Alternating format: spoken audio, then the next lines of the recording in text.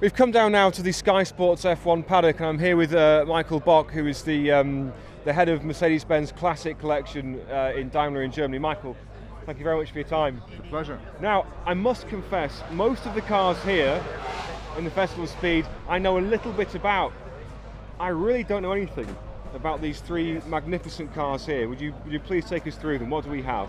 Well, these are three surviving cars from the, at that time, biggest race in the European continent, the Grand Prix in Lyon, France. And there was only that one race in that year.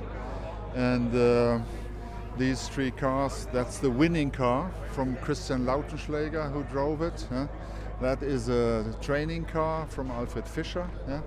And this car used to be the spare chassis which they took to the race, and which was kept in the company. And after World War I, they went for another. That's why it has a little bit a different look.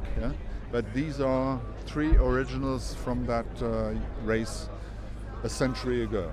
The magnificent. I noticed no front brakes. No front brakes, which let's say due to the high-revving engines and the power output. These cars were going approximately 110, 120 miles an hour. At the end, it was not necessary. If you want to go fast, it's better you're not braking. Logical. Now, this to me looks like an overhead cam 16-valve engine. Is that correct? It is, yeah. It was a 4.5 liter, yeah. Quite sophisticated, high revving, which was revolutionary at that period of time. Yeah? And as said, that was the key for success. There's a nice story because that was nearly only 2 months before World War I started, and for marketing purposes, one of these cars went to London to a show. And when World War I started, the British seized the car, and handed it over to Bentley. Is that right? Who copied the engine for the Rolls-Royce air engines. Sorry to say that, but that's how history is. That's what happened. Exactly. Good grief. Another thing, I notice the three-pointed star on the front of these cars doesn't have the band. That's something that came later. That is right, that came later because at that time you had two competing companies.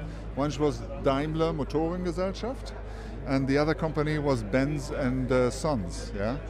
And only in 1924-26, due to the world crisis, both companies were forced to merge by the owners, which at that time was the banks.